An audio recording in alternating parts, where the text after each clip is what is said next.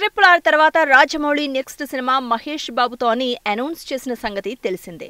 దీంతో మహేష్ అభిమానులు తమ హీరో మొదటి పాన్ ఇండియా సినిమా అని, రాజమౌళి డైరెక్షన్ అని ఎంతో సంతోషిస్తున్నారు.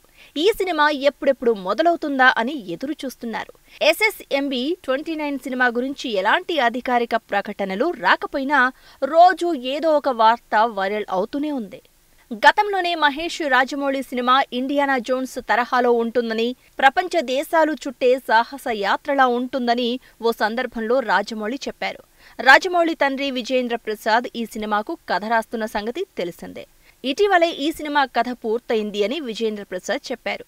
తాజాగా ఇచ్చిన ఓ ఇంటర్వ్యూలో మరిన్ని ఆసక్తికర విషయాలు తెలిపారు. ఆల్రెడీ మ్యూజిక్ సిట్టింగ్స్ కూడా మొదలయ్యాయని, కీరవాణి అదే పనిలో ఉన్నాడని, దానిపై వర్క్ జరుగుతుందని చెప్పారు.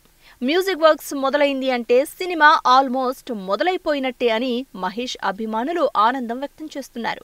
మహేష్ ఇటీవల జర్మనీకి వెళ్లడంతో ఈ సినిమా వర్క్ కోసమే జర్మనీ వెళ్లాడని రూమర్స్ కూడా వచ్చాయి.